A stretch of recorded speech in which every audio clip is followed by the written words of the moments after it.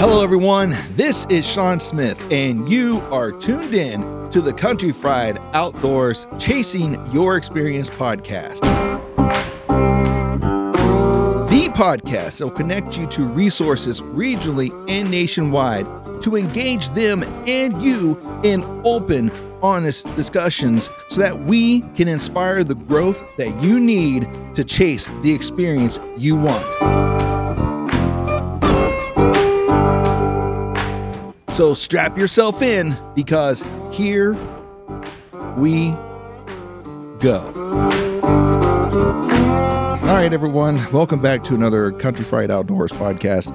We are got a special treat for you guys today. I've got Sammy Dunlap on the phone with me. Say hi, Sammy. Hey guys, how are you? There he is. And we're going to be talking about our elk trips together to Colorado. And Sammy now is a resident of Colorado. Is that correct? Yes, sir. The last 4 years we've been here. I guess technically I didn't gain residency until after my first 6 months, but we're just going to chalk it up before. Hey, but you are now a resident of the great state of Colorado, and no longer here in Ohio, where you and I started hunting together. So, anyways, so what was it? 2017? You and I made a journey over to Colorado. Yeah, man, it's been quite a while ago, but yeah, it was 2017. It was mid to late September, and boy, was it a fun first trip for me. I bet it was. That was my second time going, and just to clarify, the first time I went, we did not stay very long. We were definitely underprepared for what we got ourselves into. I went with a friend here who's a property owner of one of the farms that you and I both hunted actually there for a little bit, and we didn't stay very long. We got there opening day. There was nothing going on. A lot of people, no elk action. Old sign, I think we just bit off more than we could chew. And, but we were stubborn enough to go back again. And this time, on our second trip, we ended up inviting you and, another person to go along with us, which really kind of helped make the trip a little bit better. So let's talk about that for a minute. So what were your expectations going into that hunt? As someone at the time new to elk hunting, and to be fair, still relatively new to elk hunting, I didn't really go in with a whole lot of expectation. I didn't know what to expect. You can watch all the TV shows and listen to all the podcasts you want, but until you actually get out and see it, you're always going to be underprepared. It seems like as an out-of-stater coming to a new area with just such a vast terrain. And so just to get into where we did, and have the sign and the activity that we had was far above and beyond of anything that I anticipated. Yeah. Definitely that trip was a lot more action than what we got on the first trip out there. And it wasn't because of the first place we went. And we actually made a move to our second location. And I don't want to, I guess they are all draw units now, but let's just say it was Southwest Colorado. It was a San Juan National Forest. We'll narrow it down just to that. And still pretty vast landscape. Yeah, still pretty vast. We'll just leave it at that. And anyways, so we end up. So the first idea. All right, so let's start from. Let's just start from the dreaded drive from Ohio to Colorado. That would have been my second time doing a straight through drive. And and that straight through drive is not friendly to anyone. No, it is not. It doesn't matter how many times you do it. It's still, it's still miserable. I've soon come to find out, and I'm sorry if any of you live in Kansas and you hear this, but your state is a miserable state to drive through. I'm sure Nebraska and Iowa and a few others are just the same, but Kansas is, once you get over the initial shock of how flat it is, about 1 hour in, that wears off and it's still flat, and you've got at least another 4 hours of that. Yeah, but at least you have all those windmills as you get farther in to stare at. Break up the monotony a little bit. Yeah, so especially at night, and if you've not encountered a windmill field, especially at night, it looks like first contact because there is nothing but a bunch of red blinking lights off in the distance, and you think the aliens have come to take over when you first see it.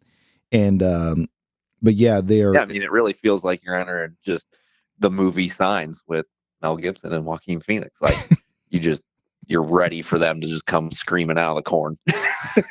yeah, because that is about the only thing you do see in Kansas is corn, and lots of it. Now we went through Kansas at nighttime, and so there's four of us in one truck, and so we're taking turns driving, and so we leave Ohio like early in the morning, and we got to Colorado probably early the next day, if I Yeah, remember it was correctly. probably 5:30, 6 o'clock. I remember at least entering the southwest portion of Colorado, and the sun hadn't quite peaked up at our final rest stop before heading to the initial campsite. Yeah, because our trip that was so we went through. Um, Well, obviously Ohio, then we went to Indiana, Illinois, Missouri, Kansas, and then into Colorado. Yes, sir. And I was by the time we get to Colorado, I am like thankful that we're coming into Colorado because I think, oh great, Colorado, it's mountains, right? And you soon realize that eastern Colorado looks just like Kansas. And I don't know if any of you have ever watched the movie Dumb and Dumber. I totally felt that at one time we were at that spot when Lloyd and I think it's Lloyd. What's the other guy's name? Floyd? Is it Lloyd and Floyd? Or am I thinking of the Dancing No, Twins in the Cummer's no, Town? no. Isn't it Harry and Lloyd? Harry and Lloyd. That's it. Harry and Lloyd. They're sitting there looking out into this flat land, and I don't know which one says it, but I know one of them says, "You know, I figured the Rocky Mountains would have been rockier than this. I'm beginning to think this John Denver's full of shit." And I seriously was thinking that myself, looking out into the flat landscape, like, well, crap. And then you find Oh, out, and they're not wrong. As I stand here in my hotel window, peering over Denver, it's pretty flat. yeah, well, Denver sits right there at the edge, right on the cusp of the Front Range, doesn't it? Uh, don't get me wrong. The way I understand it, Denver is part of the Front Range. Um, but yeah, it's kind of at the foothills of the mountains. It's not as quite like Lehman or Hugo, where it's just plains and especially flat. Yeah. So, any of you who are going to make the trip from Colorado or to Colorado from the eastern part of the country, you've never done it before. I just going to give you the heads up now. You're going to be deeply disappointed crossing over to Colorado because it's flat until you get about halfway through the state and you start getting closer to Denver or Colorado Springs and a few others, and they're about mid-state. And then all of a sudden, there's going to be like these mountains that show up in the distance, and they eventually start to get closer. It takes a while, but they start to get closer, and next thing you know, you're in the middle of them. And then you're white knuckling the steering wheel because, oh, that's big country for a little town fella. It is, you're absolutely right. That is probably one of the greatest things about going to Colorado for the first time, or just any time that you've not been in a while, is just to see how vast that country is and how huge those mountains actually are. Pictures. Yeah, I don't care what picture I take or what picture I see. It does not do that landscape justice at all, none whatsoever. Um, but yeah, so we get into Colorado, and we get our tags because it was still over the counter where we were at, and Oh yeah, that's right. I forgot we had to go to Walmart that morning and still get our tags. yeah, so we stopped by Walmart and we get our tags, which I don't remember anything eventful happening that other than I ran a stop sign leaving Walmart and somebody yelled at me for that. But other than that, I was like, hey, we're from Ohio, and just never mind. Yeah, uh, stop signs are different colors in our state. yeah, I was like, yeah, in our state, the ones that have a white outline are optional. So I'm sorry, my bad. Uh, Yeah. and anyways, so we get our tags and we decide. I think we came up with the plan that instead of going all the way up to where we were going to camp, which, if I'm correct, was around 11,000 feet where we were going. Yeah, I think we were right around 11 where we wanted to start hunting. So we had decided probably best to acclimate and stay at a lower elevation before getting into that higher alpine type stuff. Right. And so yeah, we set up camp for the night. I think we had like hot dogs and stuff that we made over. It's like the last really cooked meal. Well, no, because we didn't. We did do a lot of dehydrated stuff, but we didn't really leave like more of a base camp the entire time. But I think that was the last thing we actually like really cooked. The rest of it was all like dehydrated and freeze dried meals. Yes, we did hot dogs and stuff, and we camped overnight, and it kind of took it all in. And then the next morning we got up. I know we weren't in any rush to get up because I don't think it was opening day yet. I think we still had a day yet. No, wait a minute. We were already. No, we went out in the middle of season right as rut was starting to pick up. Yeah, we did. That's right. Because it was like the last. We weren't in a rush because we knew we had quite a drive to the top yet, and it wasn't going to be a smooth ride. No, and that was definitely true. The most surprising thing about that drive up, because it was a very slow drive, and I think we had to use spotters a couple times. As we traversed up this very poorly maintained Forest Service road up this mountain. But what was most surprising about that was the old fella coming down with the teardrop camper. And what was he driving? Like, was it a Jeep? Do you remember? No, it was an older pickup, and it was a much older camper. Just to see the fact the camper managed to stay put together coming down was impressive in its own. Yeah, like this guy's like driving, and he's got his wife and kid out walking as spotters as he's driving down the mountain with this camper. I'm like, I don't even know how he got that up there. But we got out of his way and gave him right away. Oh yeah, we did. Oh yeah, we did. There was no getting that. You don't want to be that guy and get in this person's way as they're trying to come down a hill, mountain. I mean, So not to make this all about just the trip over there, we finally got up to the very top where we were going. And, like most places in Colorado, there was already at least one or two camps already set up. And one was a rather larger camp. And so we get there, we set up our camp, and I remember seeing a bunch of hoof prints in the dirt, right? And I'm like, what if that's deer? Like, that's a lot of deer sign, because I think we've seen rubs and stuff too when we were kind of scouting the spot to kind of set our tent up at. And we had seen some intermittent sign, and it was kind of I wouldn't say alarming, but kind of surprising with the number of hoof tracks we were seeing, and not really looking too into them. It was a little bit exhilarating. Yeah, it's until that evening when we got on the move. To, get out and attempt to find anything around us as far as elk. Yeah. Then that move, we I think we were making our way towards a water hole, wasn't we? We were making our way towards a water hole, and as we crest a small ridge, across was this furry white thing staring at us, and it happened to be a Great Pyrenees. And it just barked at us once. It was woof. It's like, all right, hi, how you doing? Yeah. And we got a little closer, and he was not fond of that. And so we turned around, because those dogs are there for one reason. And as we found out, to protect those sheep. Yes. We soon found out all those hoof marks was because of sheep, and a lot of them.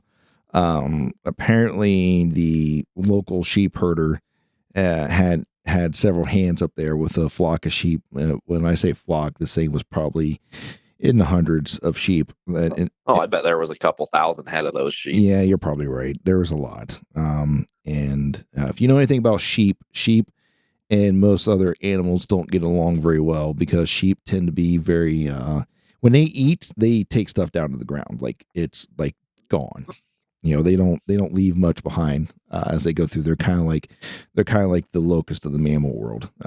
They'll take it down to the bare ground, and so yeah. And they've got their protection detail, kind of just keeping everything at a distance as well. Yeah. And this, so no offense to the cattle herder, no offense to the sheep herder and them. They were nice people. They talked to us when we came across them finally. A couple of them were definitely. We'll just say Central American. I'm not going to try to name. I'm not going to try to name what country they'd be from, but they were definitely from Central America. And one guy was an old, was definitely your picturesque type cowboy sheep hand, farm hand type person riding around on a horse all the time. He talked to us a little bit, and but we spent what, 2 days, if that.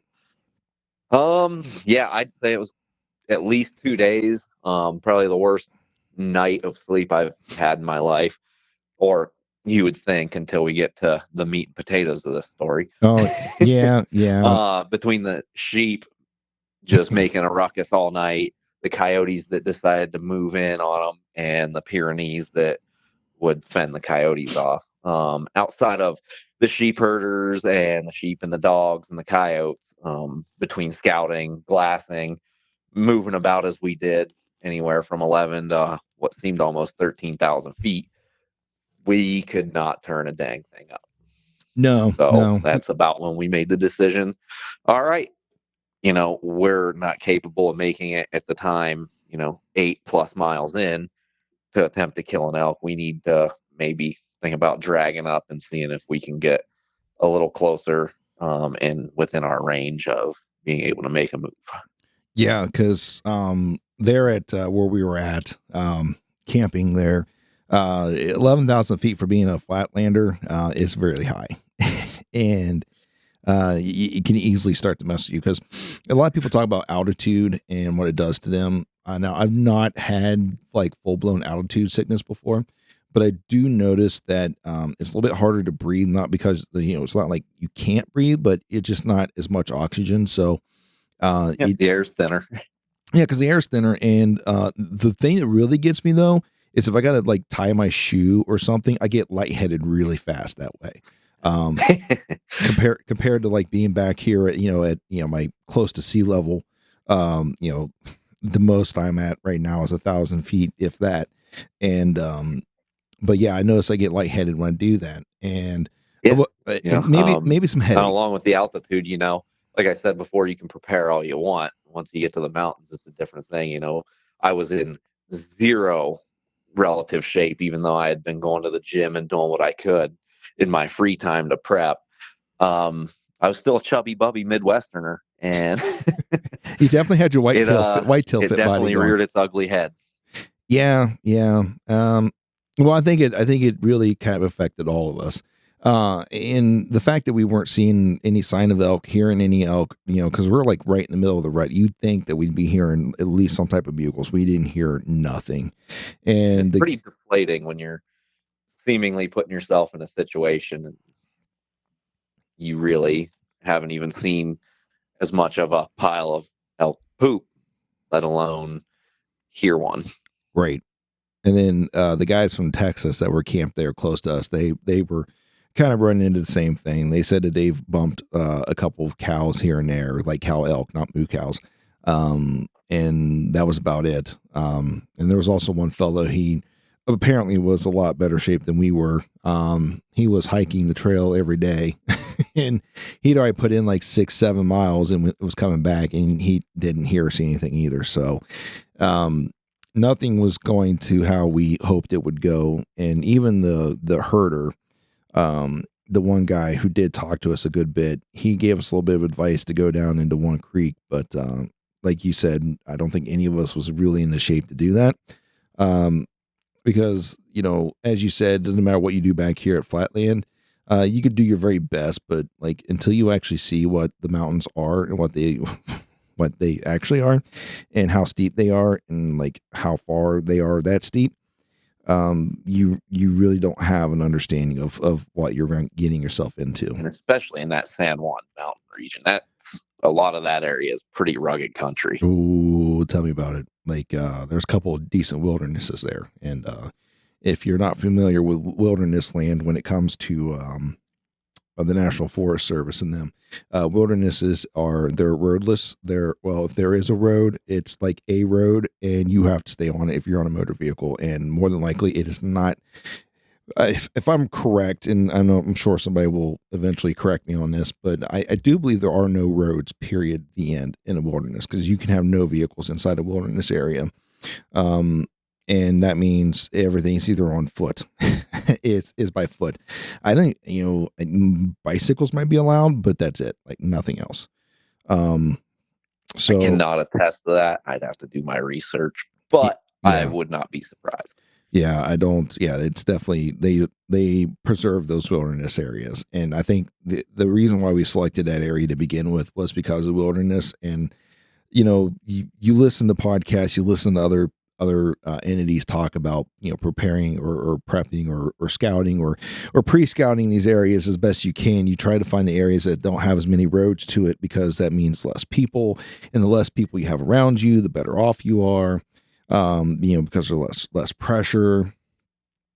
But Which then you run into the areas of there are less people, and it turns out sometimes there's a reason why. Yeah, well, there's a reason why. First off, it's harder than hell to get in there, and secondly, there may not be elk in there, and that's exactly what we ran into. But which is funny because I just said that because we left, right. So we packed up camp, went back into town, um, took time to download maps on Onyx while we were enjoying a quarter pounder or whatever we were getting from the local McDonald's.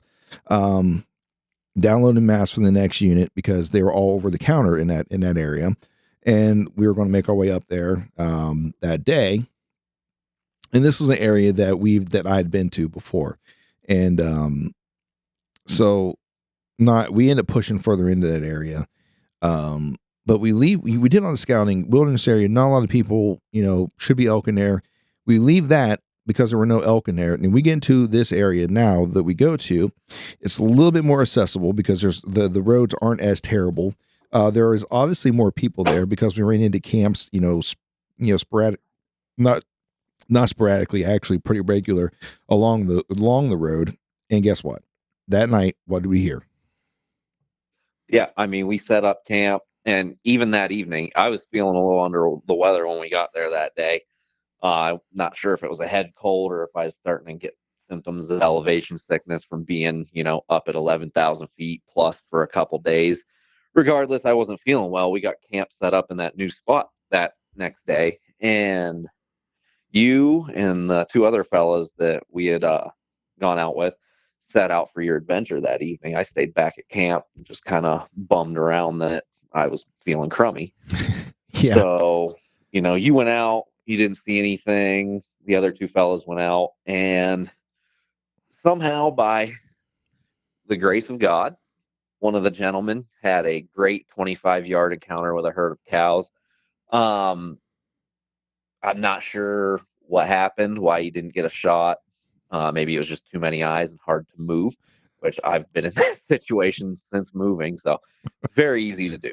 No, So it was encouraging to have a story back at camp that evening that someone had seen elk, like pretty much in camp. right. No, and I don't know. I That don't. night we went to bed between one of the gentlemen snoring all night and the elk bugling all night. Sleep was a little hard to come by yet again. You're being too kind. You're being too kind. I don't know if you're just trying to protect this guy because I know why he didn't get a shot, and I think you know too. But it's because his version of what happened was he was walking, and all of a sudden he heard what sounded like a freight train coming down the mountain, and it scared him, and he hid behind a tree. And the freight train happened to be cow elk. And so he was hiding behind a tree, unprepared to take a shot, and he had cow elk in front of him about 25 yards, and if not closer. That's how he didn't get a shot, and because he just there was no way for him to get a shot, behind that tree, and I kind of, I maybe I was being an asshole when I said this. And I said, yeah, if you get a chance, like try to set up in front of the tree. It's not like, well, with whitetail where you hide behind the tree or try to put the tree between you and the animal. Actually try to be in front of the tree. It's just something that'll break up your outline. And I don't know if I offended him. I think he might have been a little offended by that. And he's like, well, I've never hunted him before. I said, oh, I know I'm not trying to be mean. I'm just trying to give you some advice. Like try to set up in front of the tree, not behind it. But that's how he did not get a shot. It's because it scared the shit out of him and he hid. That's why. No, I wasn't trying to protect him. I was just trying to be a little nicer. But he did keep us up all night snoring on the trip. So No, I'm I don't fine have with a tossing problem. him right under the wheels of that bus. Yeah, I don't have a problem, throwing him under the bus on that one. That's fine because you are absolutely 100% correct. The two guys that we went are notorious snorers, and the one made it well known that he snores, and that's one of the property owners that I know and really good friends with. And he did bring something along with him to help. He brought like a mouthpiece, and really, seriously, he didn't snore that bad. I think that mouthpiece actually did the job. I was His gonna say I did not hear him snore at all, but I think no, that's because none of us slept because of the other yeah. notorious Now, snorer. now his nephew, it was a different story. Wow.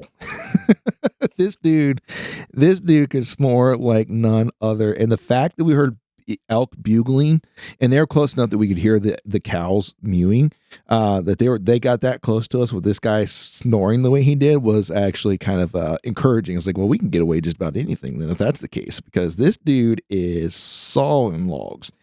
And like Sawing you, logs. He had his own logging operation. oh my goodness, like he had to go through at least $1 million worth of timber that night. If only we could have trucked it all out, made a profit for the trip, Oh right? my goodness, yeah. I mean, if only that metaphor was actually real, we'd been I don't think we'd ever have to work again. Just take him out in the woods. Anyways, so yeah, but that night there was elk bugling all over us, and it was for most of the night. Like, and that's the first time that I'd been to Colorado before, but that was the first time in the wild I had heard an elk bugle. And boy, will that light a fire in your belly. oh, let me tell you, especially that close, like wow, it's amazing to hear those animals going back and forth and just communicating with each other. So it's needless to say, regardless of the lack of sleep, we woke up the next morning with a lot of high hopes. And you were able to actually go with me that next morning. That morning, if I'm correct, like we all got up. Yeah, I started to feel better, and I think the whole night of constant action, it did. I can't remember if I felt 100% or not, but the motivation was 100% there. Yeah, and I think it was there for all of us because we knew that there was elk in that area. Like even him seeing, even the that guy seeing an elk the day before gave us help because I thought we were going to be blank out again. I'm like, this is the second year I've been out here, and we're not going to see elk again. And I was just kind of, I was starting to get worried. But then when he seen elk, we heard elk that night. Like I was, let's go, right? You're in, you're sold. Yeah, like, let's done go. Deal. So we get up that morning. We're definitely not like Dan State and then where we get up at like 3:00 in the morning and get up on top of the mountain. I don't. There's not many things in this world that will get me up at 3:00 in the morning, and apparently that is not one of them. Well, to be fair, we probably should have just went on top of the mountain to listen and get set up. I mean, we were awake anyway. Yeah, we were awake anyways. We probably should have. We actually might have actually got better sleep had we had done that. Better sleep, and maybe you never know. Maybe better opportunity. Hindsight's 2020. Yeah, but to be quite honest with you, I think what we accomplished that day, we learned a lot after that encounter, and I seriously think, and we'll discuss it a little bit deeper, but I seriously think if we would have stayed and shadowed that herd, we probably would have killed that bull, or at least a bull. Had an opportunity at the minimum. Yeah, because he was very vocal. So, which is kind of a spoiler, because we get up in the morning, right? We go up on top of this ridge, we crank off a couple cow calls, and all of a sudden we get a bull that's bugling at us, and he's not too far away, and he's getting closer, right? So we make the move down the ridge, and we end up setting up. Like, if now to set the stage, we're on a ridge, and it feeds into another kind of ridge line, which we later find out that was an actual logging road or access road they'd used. And then it was basically, another mountain, steep up the mountain on either side, straight ahead of us and also off to our right. And this bull was up on that. Now, I believe he was on that road, or really close. At some point, he had been on that road, at the minimum within 20 to 40 yards of that road. Yeah. And he had cows with him because we could hear them mewing, which obviously he was not going to leave those cows. So we set up, number one, learning lesson number one. The way we set up was that our ridge, if you could picture this, our ridge ran, let's say our ridge ran east, and fed into that road, which ran north and south. So that's maybe not the exact directions, but kind of, give you an idea how this went. So this ridge, intersected with that road perpendicularly, and it raised up slightly. Probably, I bet you probably had about 20 feet, if that, of elevation gain from our ridge line to where that road flattened out. And there was a perfect window, which, if you hear anybody talk, they're like, well, set up to where they will come to a window, like find that window they'll come to and set up so you can get a shot there. So I sent you up closer to, you probably got, 25, 30 yards from that window, right? And I think that I was about 50, 60 yards from the window. okay. And then you were another 50 behind me. Right. And as we were calling, he's coming in. And we know it because he is, for my first elk trip, that is intense. He was vocal. You could feel it in your chest. The ridge line ahead of us was a little bit thicker, so you couldn't really see through. Mm-hmm. So as we call, he continued to get more curious and wondering why the heck his cow is way over here when she should be over there when there are satellite bulls in the area, which another spoiler. Another spoiler. But we pull and pull and pull him in on what seemed like a string, and we never got a visual on him, but we know he was within that 80-yard range. As he got within that 80-yard range, there had been another cow out and about, apparently. It would have been our left, his right, down the ridge a bit, and we heard her mew. And he picked her up, and they turned around and started to make their way away from us. Never to come back. Unfortunately. As we pushed, they pushed. We could not convince him that we were a cow after he did find his lost cow. Right. As we did push in, we got on that logging road to try and use to our advantage because we could move a little swifter on it and a little quieter. And then we put Sean out front, and I'll let you take back over. Yeah, so I get put up, I end up moving up into the shooter spot, and Sammy's held back a little bit, and we set up. We even dropped packs at this time. Yeah, we did. We dropped the packs because we're close, and this elk sounds like he's turned and is coming back. Like he's not 100% convinced he's not missing one, or at least he thinks that he might be able to pick another one up and take with him. But he won't fully commit to come back to us. Like he's definitely with his herd, and he's not going to leave them right now because he knows they're moving, and they're moving up to where they wanted to go to bed. Now being a new elk hunter, I really didn't think about that like at all. Like I just think like, he's coming back. Let's set up. The whitetail mentality is stepping in. Like, oh, he's coming back. Let's get him, right? No, he was just kind of staying inside of his herd, keeping an eye on them, and maybe entertain the fact of that he heard us calling back there. But what we didn't say is that I remember hearing, and this kind of offset to my right. Like if I had to put it, if you think of a clock face, probably somewhere around 2:00, not 2:00 in the afternoon. I'm talking about 2:00 on a clock face and directionally. I heard, a log snap, right? And if you never elk hunted before, elk are loud. There's no ifs, ands, or buts. They can be quiet when they want to be, but for the most part, they're pretty loud. They're big animals. They make a lot of noise when they go through, especially deadfall. So I hear this. Absolutely. I hear this crack. So I know there's something in that tree line. So we continue to call. I'm sitting there. I'm kind of watching where I know that elk, that one bull is already up, going up the mountain with his herd. And I look up back over to where I heard that noise, and I'm trying to look underneath the trees the best I can, on the ground level to see if I can't see like feet moving towards us, something. And we're there for, we had to be there for probably about 10, 15 minutes, if not more, trying to convince this bull to come back to us. And once we finally realized that he wasn't, we got up, we grabbed our packs. You had to find your rangefinder, which you left. Yeah, rookie mistake there. Which you left back at the last tree that you set up at, which is fine. I mean, it is what it is. And because I just say that because it just let you know the amount of time that we put into going back to grab our stuff, and then we decided to go ahead and push up the mountain more because we were going to shadow that herd. We may not have known that's what we were doing, but that's what we were going to do.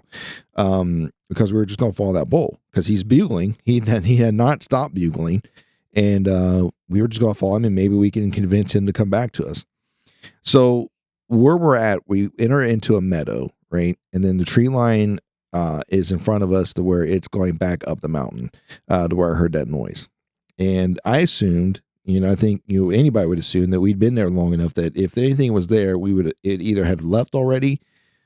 It would either would have come in or it had left already and followed the rest of the elk up the hill. So I no sooner get up to that next tree line. I take like 2 steps into it, look off to my right, and there's a bull elk standing there staring at me at about 60 yards. And he didn't take much time to decide that was not his best place to be, and that we definitely were not the cows that he thought that we were. And he bolted up the hill. And quick, fast, and in a hurry. Oh, buddy. He was gone. It was pretty, all you seen was his ass going up the hill, and that was about it. And or the mountain. I keep saying hills, but these are mountains. And so semantics. So now I am one of 3 of the 4 people who had seen an elk now. Because the both of them had seen elk. One had seen a spike bull. The other had seen those cows. Now I'd seen that bull. And so I think we got a little discouraged after that, and we knew there was some rain coming in. And we made the decision to go back to camp because it started to rain. And I think it was a good decision because I think it rained all that day and on into the next day. It dumped pretty good that day. I remember, thankfully, one of the guys had a spare sleeping pad, so I wasn't floating in water in my sleeping bag. That way I could get up out of it. But yeah, I remember we had that TP tent set up, and it had rained for quite a few hours, pretty heavily. Most of our stuff was starting to get damp just from the moisture. The TP tent wasn't keeping a whole lot out. Yeah. Once the rain finally broke, we just decided, you know what? We're going to be here for the duration. Let's just boogie and put the canvas tent up, which fantastic option. Yeah. Tell me about it. So yeah, we ended up putting that big canvas tent up, and I'm glad that he had brought it with him. Cause that was definitely a lifesaver. Cause we set that up, ran a buddy heater in it, and we stayed pretty cozy in there for the next, couple, I think we still had about 3 or 4 days to hunt yet. Yeah. I think we had three, maybe 4. Yeah. And as those days went on, the action didn't quit, but we could never seem to get as close as we had that first morning when we had come to that vicinity. Yeah, because I think every morning we got on, almost every time we left, we got onto another bugling bull, which is what really drove us past, out of camp, at least you and I. The other 2 didn't venture as much as we did. We'll just say they were older. And That's fair. they definitely weren't going to venture as much as we did, because it's not older by like a little stretch. They were both much older at the time than us, and still are. Yeah, like double our age. I mean, they both have kids that are our age, so let's just say that. Anyways, so they weren't going to be as mobile as we were. I mean, not saying that they couldn't have been if they wanted to be, but I think they had the idea that they weren't going to.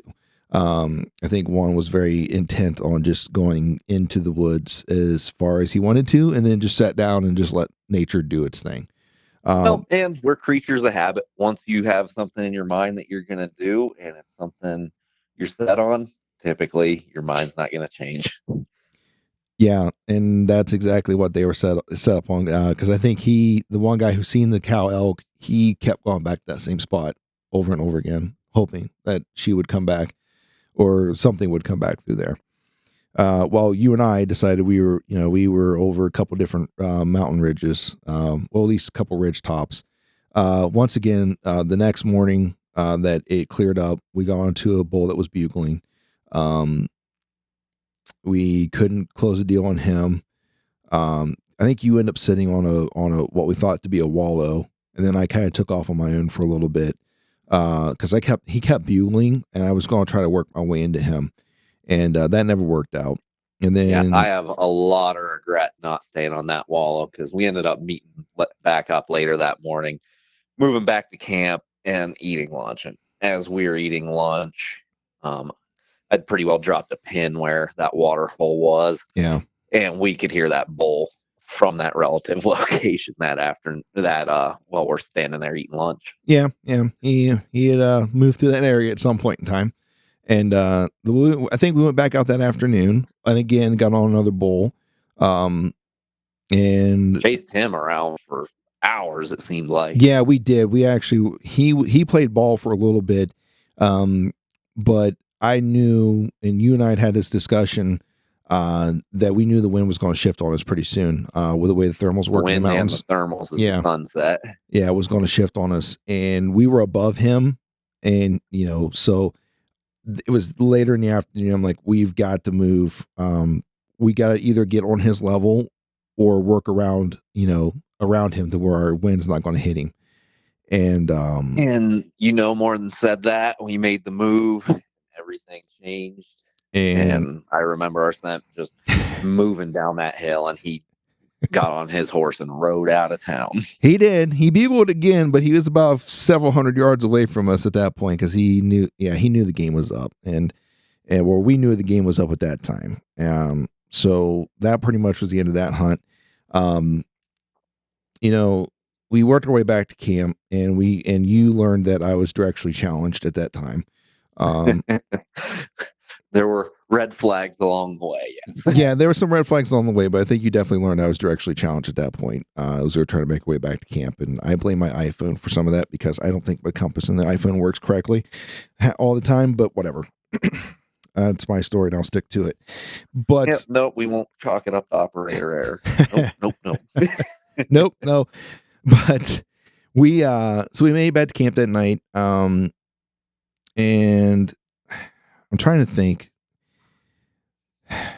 because I remember that was the third of the bulls that we got onto, right? And I do believe it was 3 different bulls that you and I had got onto. Yep. and that was it. And we were getting there towards the end of the hunt, and I think we made a determination finally, because being from Ohio, and the amount of up and down that you and I had done already, I think you and I had come to the decision that if there's nothing bugling in the morning, we're not going. Yeah, and we had discussed that with the other parties as well. Right. Them remaining pretty well stagnant, and everybody being, let's be honest, everybody being green to the elk woods and reasonable tactics that kill elk. Yeah, it was getting to a point to where we had put in a lot of miles, at least for us, and we were starting to. I don't know if it was make wrong decisions or right decisions, but we were getting to a point to where we were making mistakes. Yeah. And you learn from those mistakes, and now we can look back on it after 5 years and realize, oh well, here's this and this and this. But you don't know that when you're a first year in No. those woods or a second year in those woods. I'm still making the same mistakes 5 years later. Yeah. I've hunted deer most of all my adult life and into some of my juvenile life, and I still make mistakes. I mean, it's inevitable. You can zig when they zag. You have a window of opportunity, and maybe you move too quickly, maybe you move too slowly. It's all about those ebbs and flows. It is. It really is. And as I tell my kids too, like, it's not the fact of making mistakes that is the problem. It's the fact if you don't learn from your mistakes. That's where the problem and you comes can sit in. there and what if everything all you want. Right. What if I would have, pushed a little harder, or, it doesn't matter. You can what if it until you're blue in the face. Yeah. Because no one's successful without having a failure. Like, you got to fail at something, and you learn from that failure, and you move on, and that's what makes you successful. is your ability to adapt and overcome and learn from that mistake and not make the same mistake again, or at least not make that same mistake the same way. Yeah, and since the years have gone on, we have managed to get, here's a precursor. We've managed to get closer and closer and closer to elk. We have, and so one of the things that I learned from that trip was number one, after experiencing that bull, he was a herd bull. Like I am 100% convinced that one bull was a herd bull. Like Absolutely, he's with his herd, no doubt about it. And one of the things I learned, not at that moment, but kind of reflecting on that moment and then listening to other people talk about their experiences elk hunting, like some bigger names in the sport, that they like to shadow them and they will follow them because they know that the cows are eventually going to bed down, and once they do, he at some point during the middle of the morning it will be more apt to move and come in and check things out. So I think given that situation again, and being in shape to do it, I think I would have pushed more towards following that herd until they settled down somewhere. Yep. And I think another big thing that could have helped us on that hunt as well, just confidence in calling. You just you I know you had done a lot of practicing prior. I had not. I bought a external mouth reed, just blow through cow call, and that's all I did. I didn't, outside of that, I didn't do a whole lot of research into what you would need to bugle, or even, what, as some bigger names put on these courses, you learn certain vocalizations to make and win. And I was oblivious to pretty much all of that. Well, don't get me wrong, because I brought my externals. That's all I had was they're all Primos too. Like I had the Primos Terminator bugle, which I'm not going to sit and say that it's a terrible bugle, because I'm sure there's a lot of people that have success with it. For me, I found that it's very limited on the vocalizations I can make, and that was one of the things that I learned from that trip. And excuse me, I agree with you 100% that it took me in a different direction on learning how to call, and to get a little bit more proficient at it. And I switched over to more diaphragms and learning more of the vocalizations to where now I'm not. I got a little bit more. Let's say I got more than just a little bit more confidence. I have more confidence than I did now about calling than I did then, and I get more realistic sounds out of a diaphragm and a bugle tube. And I think I believe that if we had that knowledge set during that trip, I think we probably would have got a bull, or at least had a good encounter with we one. we would have had some type of success. In which, for my first trip, I still think of that as a success just to even hear elk. Which I think it was in our benefit to where we had moved. There had been quite the sizable wildfire that year that had moved elk who may not have been in that specific region. That fire, I'm sure, displaced them and put them where we had gone. Yeah, and that was another learning point of mine. Like, everybody thinks that you have to get 10 miles in. You got to do this. You got to do that. You got to get away from the people. Here's the problem. You go ahead, and you're going to find out that there are other people like you who are there. Yep, and it works too. Yeah, it absolutely works too. It does work. For two guys who have yet to kill an elk, we've done both now. We have pushed in and we have stayed close, and there have been elk in both areas. Yes. I have friends that, I speak to out here that have absolutely had success, and a lot of times they're killing elk a mile from the road. And that was the point I was going to try to make. It's like, I wasn't trying to discourage you from going in. I just don't want people to think that you absolutely have to do that to be able to kill elk. Absolutely. Because you don't. And I think as our technology has gotten better, and and people get more content regarding elk hunting, so they have a better understanding of what it may be. I think you're seeing more and more people have the ability to get in deeper, and I think it's actually starting to disperse the elk out a little bit more than maybe what you traditionally would think. Um, Absolutely. but that's just a theory. So Not to jump the gun or anything, but where you and I had hunted this year, I mean, it was 5 miles ish in, and there were elk there. But after you had gone home, I had hunted other spots that were a mile in, and there were actually more elk in that vicinity than where you and I ended up. And I wish I would have had more time to get to that other area before you had left and get you to that area before you left. But, you know, that's part of life.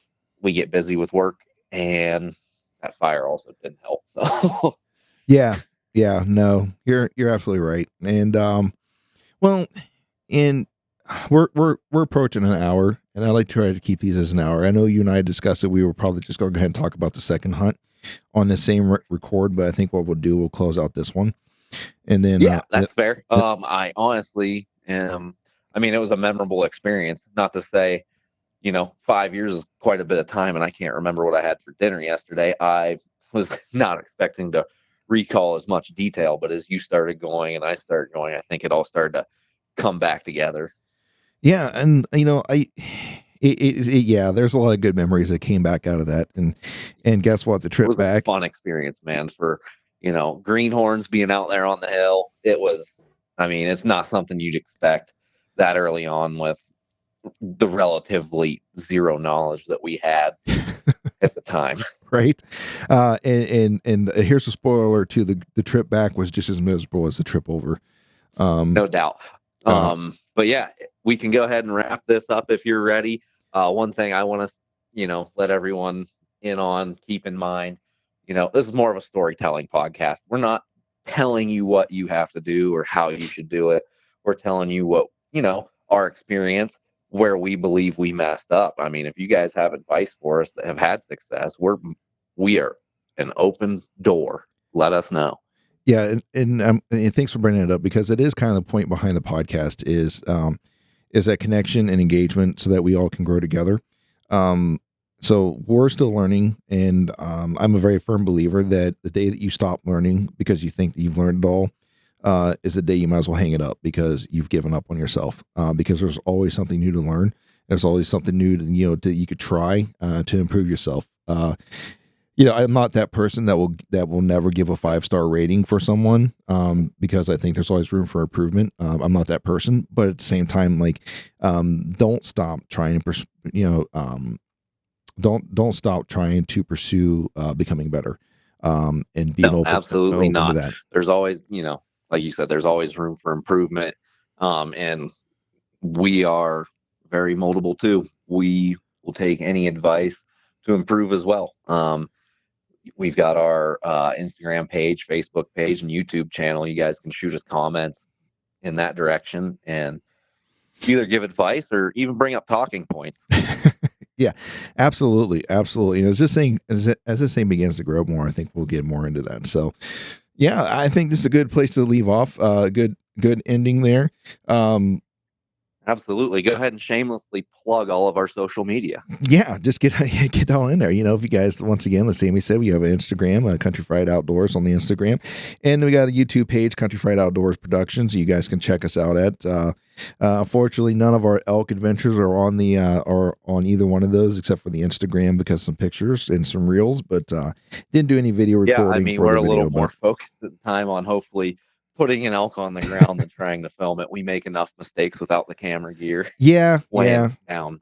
yeah. And a note on all of the country fried outdoors things that does begin with a K for those of you who would like to spell it the traditional way. That's not how we're doing it here. No room for traditional stuff here. So, well, ladies and gents, thank you for tuning in on this one.